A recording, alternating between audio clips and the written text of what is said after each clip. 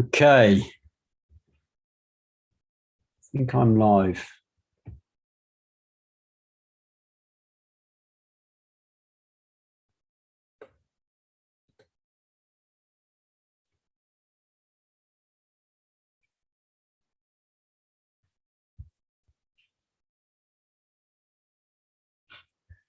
Yeah, that's in there. Okay, so if I can get anyone to let me know if the audio is okay. So in the chat, if you can let me know the audio is okay, guys, that'd be fantastic. I'm working off of 3 different devices here. Let me just start my phone too. And go. Let's marry that all up.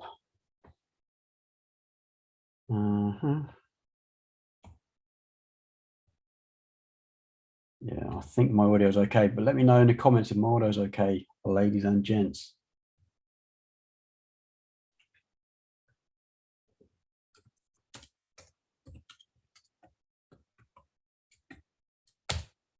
How's the audio? Paul, good to see you, mate. Thank you for being here. Let me go back to Zoom on here.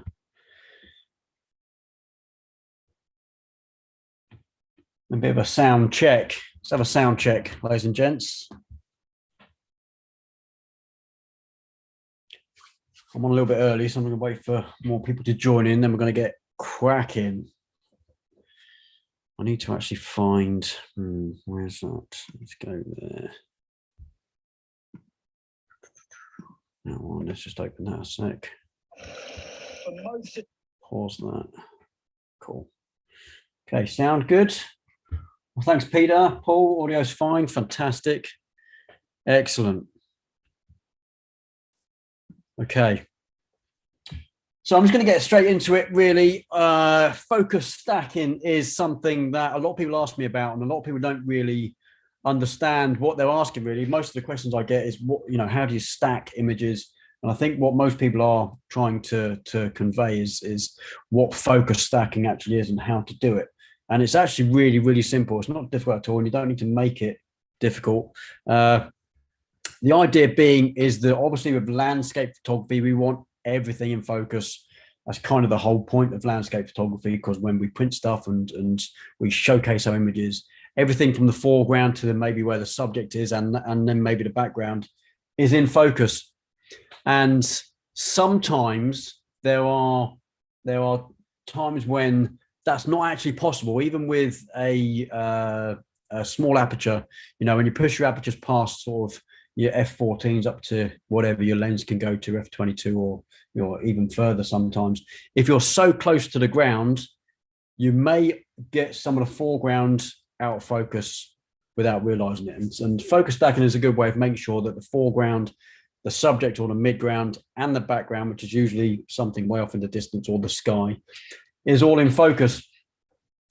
And there were times when you may think that, okay, I'm on a tripod, I'm standing up, I'm at full height, everything in my composition is kind of flat. My subject is so far away that when I focus on my subject, my camera or my lens is focusing to infinity. So everything from my subject to the background is going to be in focus no matter what. And unless you're really close to the ground, or you've got something very, very close to you, like, I don't know, maybe a bush or something in your foreground, everything's going to be in focus. You may never, ever need to focus stack. But there are occasions when, and I had this recently when I went to Wales and I was shooting waterfalls, that I was in a ravine, obviously, because we're down the side of 2 cliffs. It was a bit of a nightmare. And I'm going to show you a bit of video in a second as well. And there's obviously not a lot of light coming through. We're in woodland, so it's very dark. If I had a very shallow depth of field, if I had a very wide depth of field, so if I had a really small aperture, I wouldn't have been able to compensate with anything other than ISO. And I didn't want everything in my picture to have rubbish everywhere and have loads of noise and stuff like that. So I had to keep my aperture about, I was f7.1. I'll show you in a minute on the pictures. So 7.1, where normally I'm maybe f11, maybe pushing it a bit further. But I needed the extra light and I didn't want to push my ISO. So I had no choice. And that meant, because I was so close to the ground, that the foreground was completely out of focus. And you'll see that from the pictures shortly. And it's just one of those things where when you become artistic in your photography, in your landscape photography, you can use tools like focus stacking to make sure everything's focused. The idea being is you take a picture for the background, for the midground, and for the foreground separately. So you have 3 images. It's a little bit like HDR photography if you ever do bracketing, that kind of stuff. But in this case, we're not bracketing. The exposures are exactly the same, so your settings don't change. Your aperture should stay the same, so everything in your picture from the foreground to the background still looks the same. It doesn't change in terms of how it looks. Your everything is still the same, but you're literally changing your focus. You're pointing your focus if you got however you move your focus point on the back of your camera from the foreground, background, foreground, and midground. So we then end up with 3 images all looking exactly the same, and then we have to work out how to focus stack them or stack them in Photoshop and make sure that the relevant parts of those images show through. And that's a very simple process. But before I get into that, let me show you this little clip of video that I got while I was down in Wales doing these pictures. And it will give you a bit of it will enlighten you a little bit to why I did what I did. I'm on a very wide angle lens here. Let me just share this with you. I'm on a very wide angle lens. And you'll see the foreground, which is the rocks in front here. I'm actually quite low to that, and they're very, very much very close to the lens, because you can see the way my tripod is stacked in front of it. Let me play this for you a second. Hopefully the audio from that comes out. For most situations, I wouldn't need it. But in the situation at the moment, I've got a very, very close foreground, a midground, and a background that potentially I want to get in focus, but because of my settings and the lighting conditions, I can't open my aperture or close my aperture enough to get everything in focus. The plane of field is just too narrow on each plane I've got here. So I've got this plateau right in front of me, you can see right here. I've got the waterfall in the midground and the hills in the background. So I'm actually going to do that. I'm going to stack for the background and a shot for the background there. Do that. Remember that my shutter speed is going to change. I'm doing 3.2 seconds. And that's vital, that whenever I do, my next stack is the same. So it doesn't look different from one image to the other. And this is going to give me an image that is focused on the background, the midground, and now the foreground. I just focus stacked, like I told you I wouldn't. So I now have, if I look, I've got an image for the foreground, an image for the, so let's go back to image for the foreground here, image for the midground there, and an image for the background there. And it's probably hard to tell in camera, you probably can't see that, I don't know. Hard to tell in camera, but I've now got,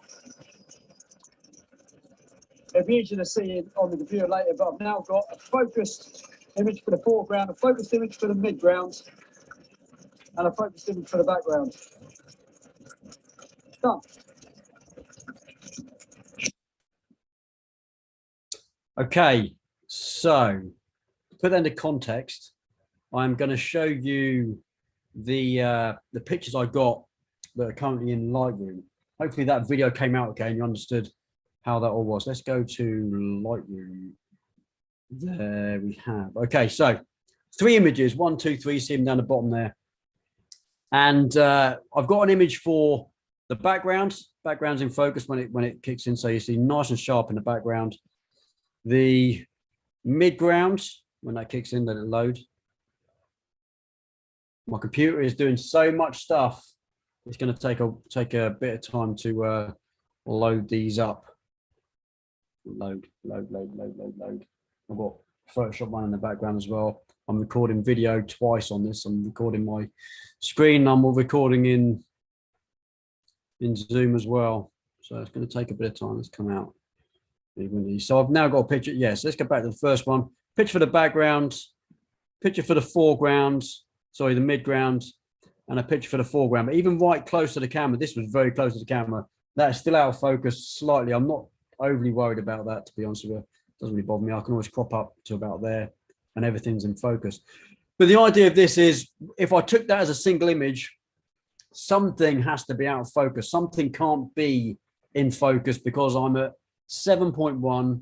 I'm I'm doing 3.2 seconds because I want to get the water nice and smooth as you do with waterfalls. And it was my only option at the time. The only other thing I could do was push my ISO even further. It's currently set at 400 anyway, so they all should be exactly the same. Yeah, all 400. If I went any further, I start introducing more noise. I'd have to start using noise reduction software. Everything starts looking a little bit more plastic in. I don't want to do that with landscape software. I want everything nice and sharp. So I now have the option of putting all three of these pictures into Photoshop and doing what's called focus stacking. So if I right click on one and then choose all three, so in this case Control A or Command A, and right click and go to edit in. I wouldn't go to edit in Photoshop because that's going to open them up as all separate files. I should go down to the bottom and go open as layers in Photoshop. That will open them up as a stacked single image. And let's go over I won't do it because I've already done it. I did it on purpose earlier because I knew how stressed my computer was going to be. The computer. I might tell them this is that. So let's go over to Photoshop. They're already in there. Let's have a look. Don't be Photoshop. Bush. In there. So I've got 3 images stacked. There is another way of doing this. If you don't want to use Lightroom at all, you can do this. If you come up to File and go down to Scripts and then Load Files into Stack, it'll open up this box here. Go Browse, pick the 3 images from wherever they are on your computer. They could be anywhere. So 1, 2, 3, and hit OK. And they'll open up in exactly the same way as this. I'll just cancel that. And here are my 3 images. So I've got an image for the background on top, an image for the midgrounds in the middle, and an image for the foreground at the bottom. And I'm going to leave that as that. And all I need to do here is there's a really easy way of doing this and a more intricate way, which I'm going to show you too. Because if I had an image which is potentially a composition that's flat, goes on forever, and there's not all these rocks and stuff I have to worry about, you can just literally just show the parts of the image that are needed. So if each of these images here had a mask, and just click on the mask button down there. Remember, white reveals and black conceals. So anything that's white is going to show up to whatever's underneath. So all I need to do here is keep the top part of this image. So if I take a rectangular marquee tool, if you like, whatever it's called, yeah, rectangular marquee tool, and just create enough of a space there of what I want to keep, I can right click that and then go to feather. I want to feather this by maybe, there's quite a bit. So in this case, I've got really large files. So we're going to do 100 pixels. You may not need to do 100 pixels on your image. Just make sure you're aware of that. Only because my images, I've took these pictures on an A7R4, which makes these images massive. And all I need to do, if I press Command and Control and backspace, on the mask and not on the picture, that does what actually I don't need to do. I've actually made a mistake there. I need that to be the other way around. So I need the white at the top and the black at the bottom. Easy way to do that is to right click on that. And no, it isn't actually. The easiest way to do that is just Command and I. No, it's Command Shift I. No, you get this right before I get into trouble. Let's put that back. You know why that is, because I've got the tools on now. I should probably not do that. So let's go back a few spaces, get rid of the selection on here. Command Shift I should invert that. No, Command I would invert that, which is Control I on a thing. That's I'm going to delete that from the actual video that goes out later. I'm only joking. So on the mask, you can see that the top half of this image is going to show through, and the bottom half of the image is going to be hidden. So if I toggle that on and off, you can see that I'm only showing the top half of that image there. The rest of it's not being shown. And if I now come down to the middle image, which I'm going to take a marquee tool and take that there, just the bits that are in let's turn it off for a second so I see what I'm doing. The bits that are in focus, so maybe there. Quite a bit of that's in focus as well. It's all on the same kind of plane, to be fair, so it wouldn't really matter. We could take that from there and do the same with that. Command Shift I, and then toggle that around. So if we get rid of the marching ants there and Control I that, spin that around. I now have the top half of the image there is in focus, the middle part of the image being shown from that one. And on the bottom one, I just literally need, in fact, it wouldn't really matter because it's the only thing that's going to be shown anyway. If I turn that off and that off and back on, I pretty much focus stacked is what I need to do. The only thing I didn't do with this one is I didn't feather the selection. Wouldn't really matter too much because I think you wouldn't even notice in this image unless you pixel peeked. That's a very simple way of doing it. But the other way of doing it, which is a bit more intricate, let's go back a few places. Forget that I made that complete mess there and get rid of the margins there. I can be a little bit more intricate because I have quite a bit of intricate placements of rocks and stuff like that in this image. It might be that you need to be that slightly better with your selection, but that can still be quite easy too. So let's take, for instance, the top selection and go on to the mask itself. I want to pick, I can probably choose all of what's up there to about there, and then I can take the magic of the quick selection tool and add that in there. You don't need to be really specific, but what it will do is give you a much better selection. If you need to get rid of any, hold down Option or Alt, I think, on a PC and take it away. I've got a very small brush head on there, so you can't really see it too much, but it is showing a minus figure. And I still want to probably feather this selection a little bit. So right click, let's go feather, and not as much this time. So let's just say 10 pixels there. Come back to our, let's get rid of the marching ants, come back to our, let's not get rid of it just yet, and go Command backspace and get rid of the marching ants and invert that. So Command I will invert that selection. Now all of that on this on top part, which is our background on this image, is now going to stay. Anything below that is going to go. Took me a while to log in, so I was late. That's okay, Marge. You might have to watch this back later. You might have missed a fair bit. Now, with the middle image, we don't have to worry about all this bit at the top there because that's going to show through anyway because it's on top and it's in white in the mask. So we can take from above where we were, go down to maybe about there, and then come back to our magic of the quick selection tool and start adding in the areas around, let's say, top of that rock there, down there. And this rock is in focus there. So we're going to take that. We'll feather this one this time. So let's go right click and feather. Again, only 10 pixels will do.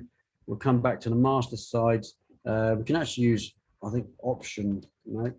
Yeah, so if I use Control and backspace this time, we'll black that out. I don't need to invert it because that's done what I need to do. I just didn't do that last time. And there we have a focus stacked image. It's that simple, honestly. It doesn't have to be really difficult. The middle part of our image is just that there.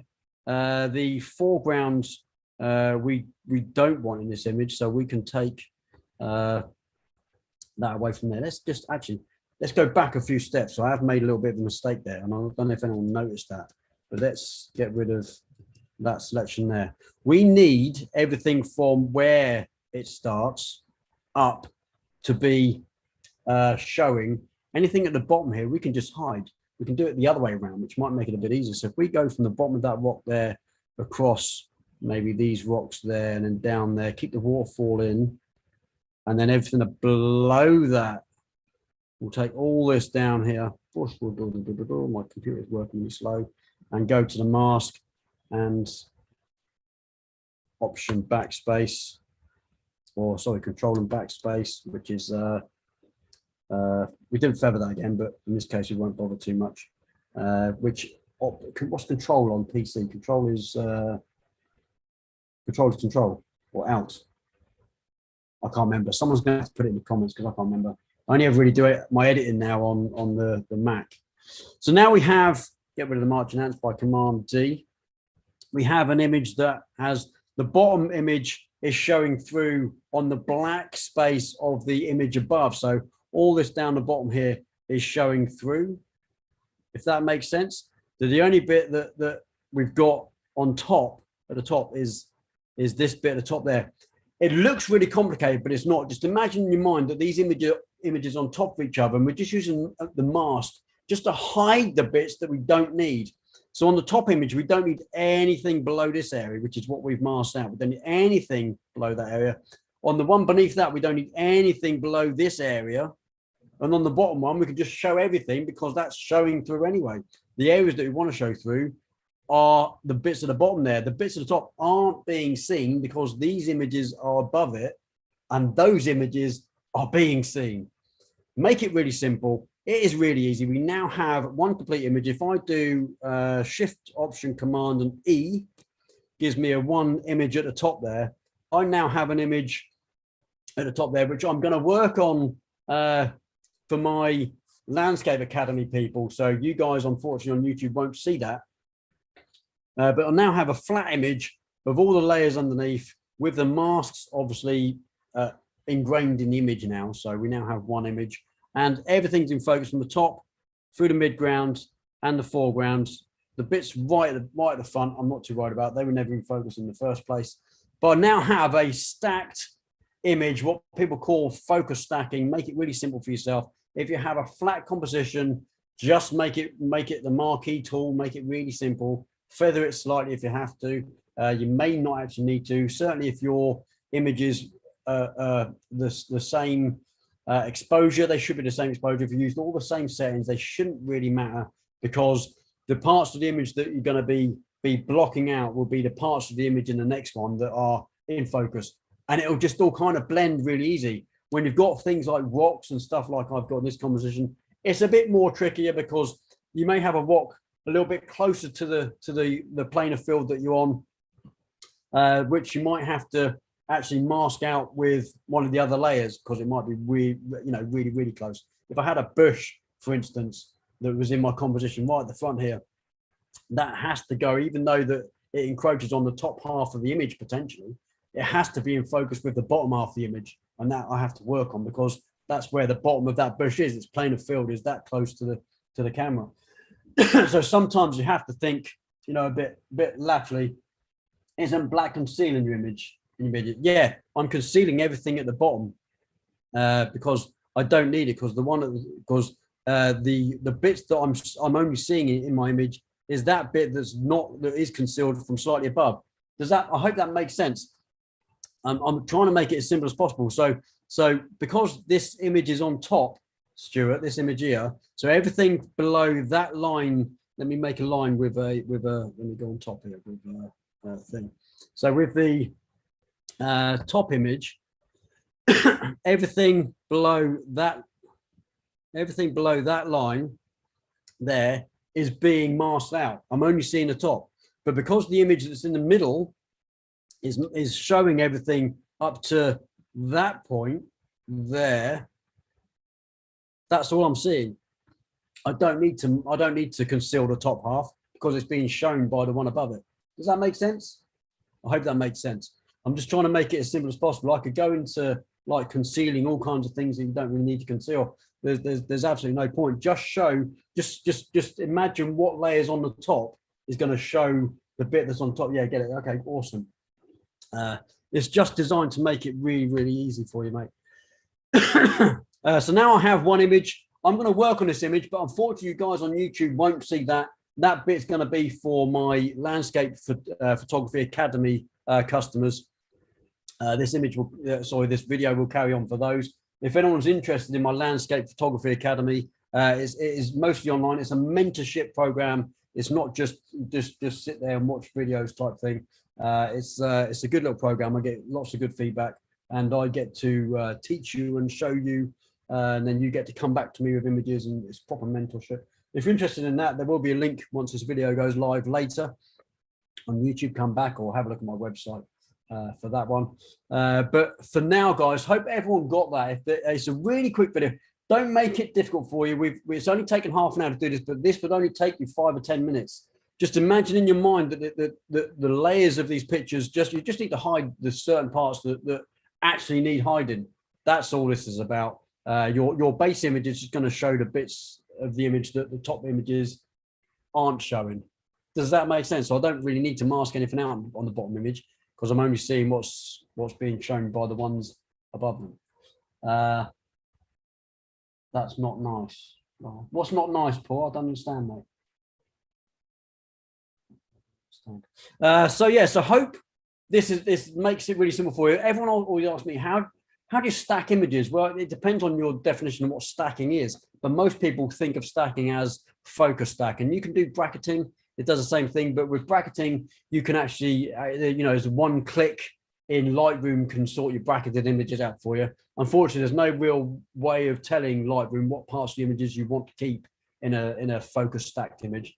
So you have to do it manually, but just keep it really, really simple. Just hide the parts of each image that you don't really need. I could hide the top part of the bottom image if I really wanted to, but there's no point because the images that are on top of it are being shown. Just remember that. I think they're 3D. I need to do session 2. Yeah, Marge, what, the session 2 of the beginner? I don't know. Okay, so thanks for joining me on YouTube, ladies and gentlemen. This image is going to be edited shortly by me, but that'll be, like I say, for my Landscape Photography Academy customers. They're going to see my edit. This will go back into Lightroom probably. I only really need to use Lightroom on this image because it makes it a bit easier, and I'm not too worried about using Photoshop. There's not really a lot in there that Photoshop will, I need Photoshop to require editing, so I'll go back in there. Hope you've enjoyed that. By all means, if you're watching this back later, please let me know you're watching this back. I'm probably gonna add this onto Facebook somewhere too. So if you're on Facebook, please let me know you've watched it. That'd be fantastic. Give us a thumbs up. Yeah, give us a like as well. If you're new to my channel and you're watching this, please subscribe to my YouTube. Lots of stuff coming up very, very soon. I'm going to be, or I should talk about this too. I'm going to be doing a new academy soon. So I'm starting to look and jot down ideas for a portrait photography academy. Session 2, March on the academy. Is that the beginner session 2? I don't know. We've got beginner 1, beginner 2, and landscape, which is a level 3. Cheers, John, for joining tonight. So yes, a portrait photography academy. I'm looking to develop that. I'm going to get models. I'm going to be doing stuff on location, doing stuff in studio. If you're interested in shooting models, it'd be a fantastic way of getting into portrait photography. I'm going to be doing things like headshots, commercial stuff, where to extend your potential business with portrait photography, because portrait photography can be cheers, Peter, thanks, mate. Portrait photography can be very lucrative. I make quite a bit of money from commercial portraits. So if you're interested in that, drop me a comment down below. And thanks, Stu. And I will see some of you boys and girls hopefully very, very, very soon. I've got lots of workshops coming up. London in a few weeks. That's going to be at the Isle of Dogs. That's going to be amazing. Going back to central London in a couple of months, but I'm swapping my locations around. So my normal London workshop will be going to new places and getting high to get to some high vantage points, looking down on the city. That's going to be fantastic. Lots of cityscape stuff. It's going to be awesome. And Corfe Castle, if anyone's interested in Corfe Castle, that's soon. That's going to be amazing. I'm hoping for good. Actually, I'm hoping for bad weather, because bad weather at Corfe Castle makes it. I think it's going to be good skies. Hopefully, we want a bit of fog, that kind of stuff. So if anyone's interested, a little bit later on, there will be links down in the description.